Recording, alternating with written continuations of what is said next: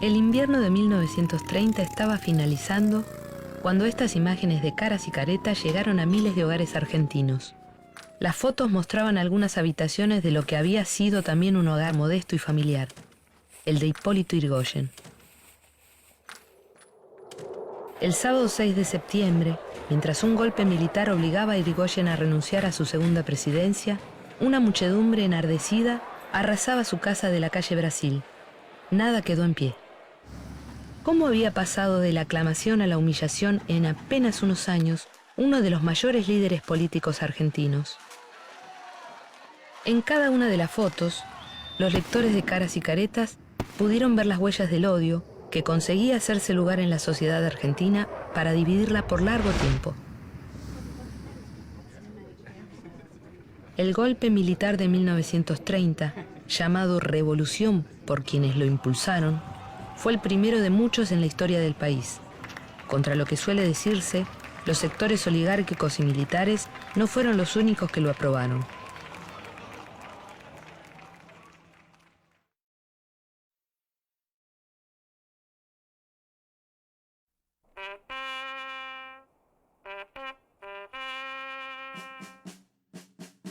En marzo de 1937 se estrenó en Buenos Aires la película Cadetes de San Martín. Mario Soffici la había dirigido, inmerso en el clima de censura de la década infame. Primeramente, el film fue concebido como un testimonio crítico del golpe del 30. El día del derrocamiento de Yrigoyen, un cadete era retenido por sus compañeros en el colegio militar. De esta manera, le evitaban un enfrentamiento con su padre, radical, en el centro porteño tomado por las tropas. Las leyes de censura cinematográfica obligaron a Soffici a cambiar el guión. La película terminó siendo una exaltación de valores militares como la subordinación, del honor a toda prueba de las clases dominantes y de la camaradería entre los cadetes del Colegio Militar de la Nación. Desde este lugar partieron las tropas que dieron el primer golpe militar argentino. En las primeras horas del sábado 6 de septiembre de 1930, la dirección del Colegio Militar intentaba comprometer en el levantamiento a algunos oficiales todavía indecisos. Mientras tanto, autos cargados de civiles, casi todos armados, atravesaban a toda velocidad el límite norte de la capital. Se dirigían a la sede del colegio en el Palomar, dispuestos a ponerle el hombro a la insurrección contra el peludo Yrigoyen. El mismo camino emprendió a las 6 de la mañana el teniente general José Félix Uriburu, el líder principal de la sublevación. ¿Recordaría todavía su participación junto a Yrigoyen en la revuelta del 90? ¿Esa revolución malograda que marcó el nacimiento de la Unión Cívica Radical? En el puesto de control policial de Avenida San Martín y General Paz tuvieron lugar los primeros enfrentamientos del día. Había policías heridos y civiles detenidos. Uno de ellos era Manuel Carles, patrono del fascismo argentino y líder de la Liga Patriótica Argentina, organización paramilitar recordada por su sangrienta actuación durante la Semana Trágica de 1919. Una semana antes del golpe a Yrigoyen, Carles había hecho circular un panfleto.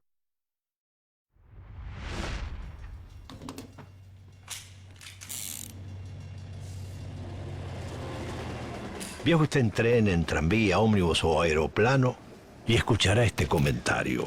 Es cuestión de días. En cuanto suba don Hipólito, yo sinceramente compadezco al señor Hipólito Yrigoyen. Lo compadezco colocándome en su lugar. Eso de ser presidente merced a la esperanza de un infinito número de gente que necesita pedirle algo es de lo más desagradable que puede ocurrirle a uno. Hipólito Yrigoyen asumió por segunda vez la presidencia argentina el 12 de octubre de 1928. La victoria electoral sobre la rama alvearista del radicalismo había sido rotunda. El triunfo era visto con recelo por los sectores altos de la sociedad. No olvidaban sus titubeos a la hora de terminar con los disturbios obreros que habían tenido en vilo al país entre 1917 y 1921.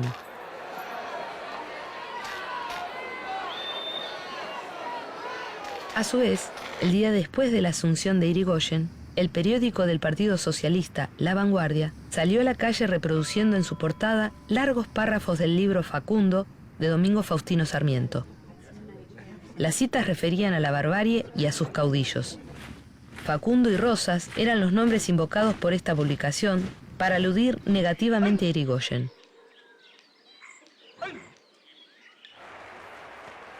Es innegable que hasta hoy la gran mayoría del pueblo en los actos eleccionarios procede más por los instintos que por la reflexión.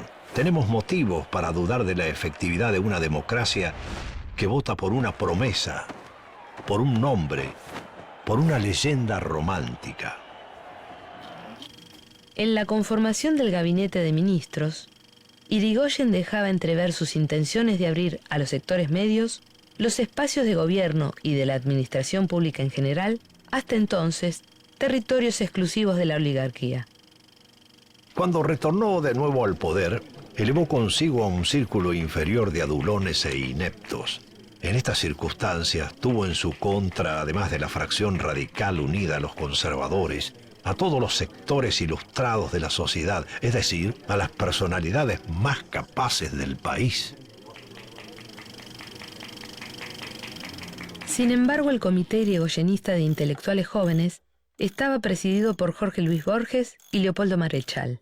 En sus actividades participaban, entre muchos escritores entusiasmados con el peludismo, los hermanos González Tuñón, Roberto Alt, Macedonio Fernández y Carlos Mastronardi.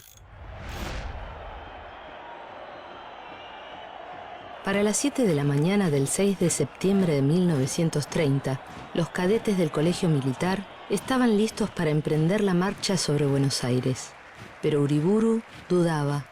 Aparte de las tropas del Colegio Militar, solo contaba con las de la Escuela de Comunicaciones. Mientras tanto, algunas delegaciones civiles recorrían por su cuenta cuarteles y guarniciones militares en procura de adhesión a la asonada. En el aeródromo del Palomar, mecánicos y pilotos del ejército aprontaban los aeroplanos militares. Poco antes de las 10 de la mañana, Uriburu consiguió comunicarse con el Comando de Campo de Mayo. El regimiento había decidido levantarse también, pero se hallaba cercado por la Escuela de Infantería, que todavía permanecía leal al gobierno.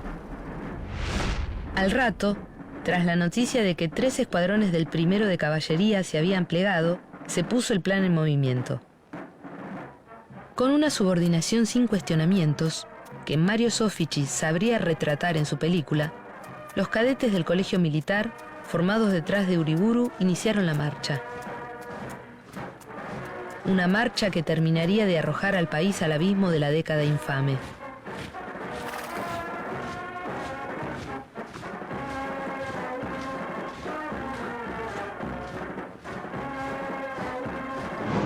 Deténgase usted a escuchar a un charlatán de estos en vísperas de batalla o elecciones. Deténgase y observe el discurso.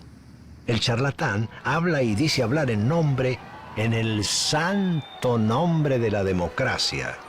Lea usted el suelto de un jefe de partido, la proclama de un bribón máximo Y si no encuentra por lo menos escrita 2 veces la palabra democracia, que me ahorquen. Bastaron unos pocos años de experiencia democrática argentina para que el poeta Leopoldo Lugones creyera descubrir la esencia débil y corrupta del sistema. En 1923 inició el pregón de una doctrina que abrazarían con fervor los sectores más reaccionarios. Había llegado la hora de la espada. Los muros de los cuarteles y las guarniciones militares albergaban lo que consideraba la última aristocracia, la única clase capaz de mantener las jerarquías y el orden social necesarios para transformar a la Argentina en una nación fuerte. Con variantes, escritores, periodistas y políticos nacionalistas ligados a los sectores oligárquicos hicieron suyas las ideas de Lugones. Todos allegados al general golpista y tempranos conspiradores antipeludistas. Para el momento de la asunción de Irigoyen, el ánimo conspirativo estaba presente en distintos ámbitos. Hacia 1930, el desastre económico originado en Wall Street comenzó a afectar a la Argentina. En medio de la inflación y la desocupación, los votantes de clase media, que tantas expectativas habían depositado en el retorno del irigoyenismo, comenzaron a dudar de lo que el peludo haría por ellos. Hasta entonces las clases dominantes habían soportado, aún a su pesar, las políticas redistributivas de Irigoyen a favor de los sectores populares. Pero con la crisis, no tener en sus manos el gobierno y el control del Estado se volvió intolerable. Para contrarrestar la minoría oficialista en el Senado, Irigoyen había recurrido a la intervención de provincias opositoras. En algunas de ellas, las oligarquías locales habían conseguido hacerse con el poder de manera casi vitalicia mediante elecciones plagadas de irregularidades. Las intervenciones le costaron al gobierno nacional ser tratado de irrespetuoso de las instituciones y autoritario. La nacionalización del petróleo era un antiguo proyecto radical que se había gestado de la mano del general Mosconi.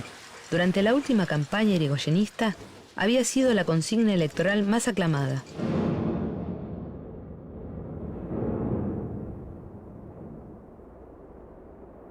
Con la depresión económica apurando los tiempos del gobierno, se presentó en 1929 en el Congreso el proyecto de nacionalización del petróleo.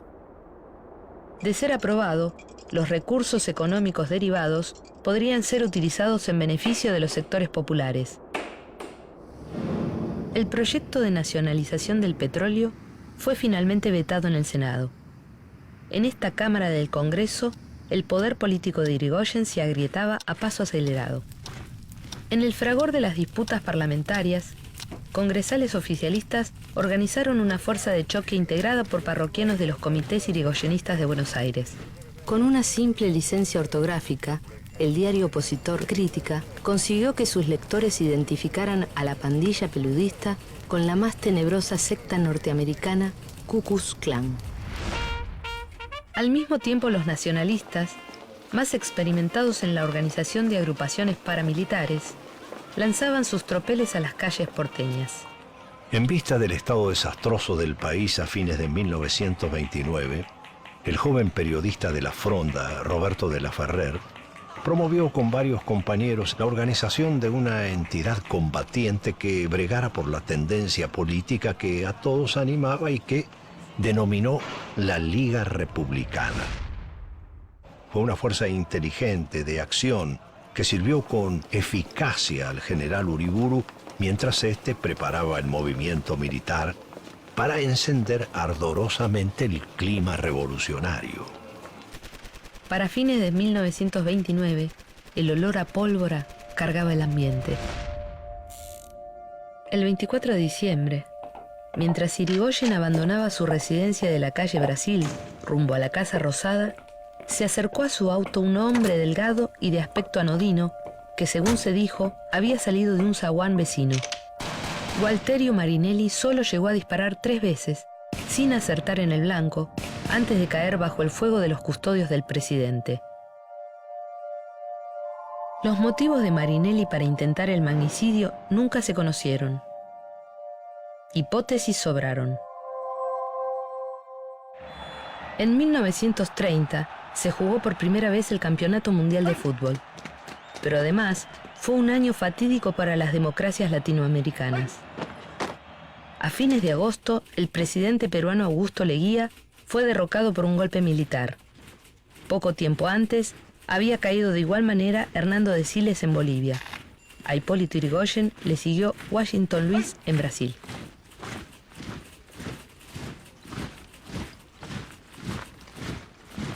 Un ruido de voces hace que asome la punta de la nariz por el tragaluz para escucharla a doña Irene, la magnánima cocinera del antro en que vivo, y he escuchado que doña Irene decía: "Pero no se puede vivir. Un tomate cuesta 10 centavos, una plantita de lechuga rasposa 10 centavos, un choclo desabrido 10 centavos. A los pensionistas va a haber que darle alfalfa si no queremos ir a la ruina". Indudablemente he pensado: este año nuevo los pesebres se habilitarán como pensiones. Maldita sea la situación.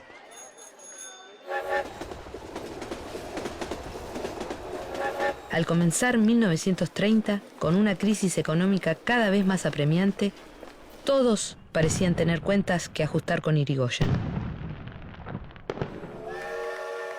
Avanzado el año, los cálculos conspirativos arrojaron un resultado definitivo. El levantamiento contra Yrigoyen sería encabezado por Uriburu. ¿Qué quería para el país Uriburu? Terminar con el sistema de elecciones y partidos políticos para instaurar un gobierno corporativista y autoritario.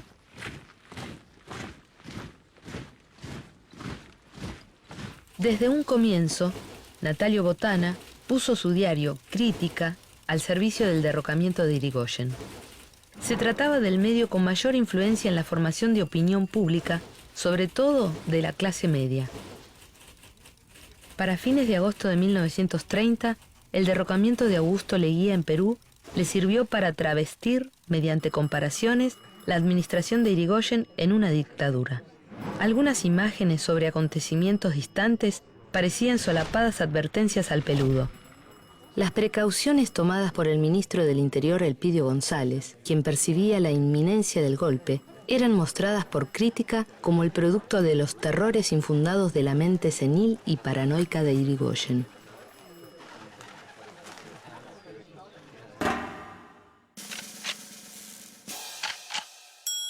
Con el correr de los días, el ánimo beligerante y la confusión se hicieron generales. El 2 de septiembre, el ministro de Guerra Delle Piane, leal e histórico colaborador de Yrigoyen, presentó su renuncia. En la noche del 4 de septiembre, una protesta de estudiantes contra el gobierno terminó con un muerto. La policía respondía al gobierno, pero nadie podía asegurar hasta cuándo. La maquinaria del golpe estaba en movimiento y ya nadie iba a detenerla. El sábado 6 de septiembre de 1930, los vecinos del centro porteño amanecieron con las calles cubiertas de proclamas golpistas arrojadas desde el aire. En cuanto vi a los aviones volar sobre la ciudad, me apresuré a ir, como lo había convenido con varios amigos, a esperar al general Uriburu y a sus tropas que, según nos informaron, pasarían esa mañana por allí en marcha hacia la Casa de Gobierno. Aguardábamos reunidos en ese lugar una cantidad de ciudadanos, muchos de los cuales llevaban armas y divisas de cintas azules y blancas. Caminamos varias cuadras, más allá de Córdoba, cuando algo me provocó la sensación de caer bajo un intenso rayo de luz, de una certidumbre, de una claridad toda. Ese algo era la alegría que desbordaba los balcones de las casas residenciales, donde las elegantes señoras de la burguesía se aprestaban a saludar a las tropas con flores, muchas flores. Sus maneras delicadas se habían ido al diablo. ¿Por qué? Porque había caído el peludo, como le decían despectivamente, al contrario del pueblo, que lo decía cariñosamente. En esos momentos vi claro. Si estos están tan contentos, mala fariña. Algunos de los que gritaban vivas a la revolución desde sus balcones ignoraban que 3 años más tarde quizás volverían a asomarse, pero esta vez para llorar la muerte del presidente derrocado. En una mezcla de toma militar de la ciudad, desfile y fiesta cívica, transcurrió parte del día. Mientras tanto, en La Plata, Hipólito Yrigoyen firmaba su renuncia.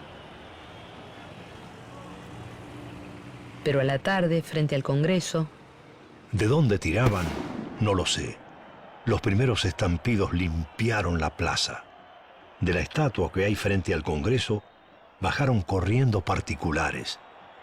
Casi todos creímos que los proyectiles llovían en torno a nuestras piernas porque confundíamos los trozos de cornisa que caían del Congreso con el rebote de las balas. De los altos de la confitería del Molino salían pequeñas nubecitas de polvo o humo, no sé. De la confitería de la Ópera salen corriendo personas y militares. Entran corriendo. Se rinden, atacan. No se sabe. Por la calzada hay cuerpos derramados. Estoy en la salida del subterráneo que da al molino. Un cadete me dice: asesinos, están tirando de arriba. Otro me dice: sáquese el sombrero, arrímese aquí. Nos están bichando. Entre los vanos intentos de resistencia radical y los desmanes de los resentidos con Yrigoyen, Uriburu asumió el poder, aclamado por una multitud inconsciente del camino de oprobio que emprendía el país. En el gabinete ministerial, nacido del golpe, estaban presentes los apellidos más resonantes de la oligarquía argentina. Mientras Hipólito Yrigoyen emprendía un largo calvario en la isla Martín García, se iniciaba la década infame.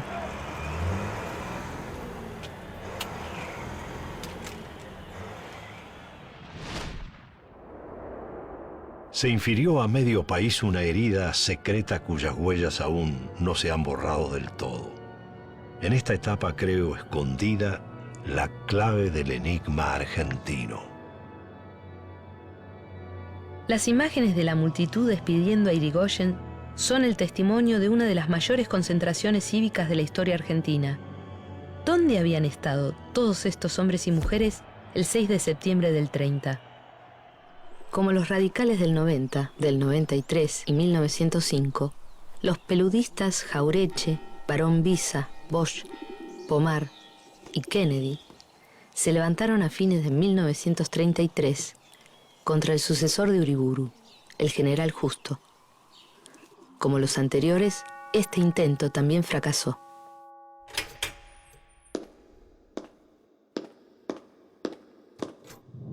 A la patria se la llevan con yanquis y con ingleses. Al pueblo mal le parece, pero se hacen los que no oyen.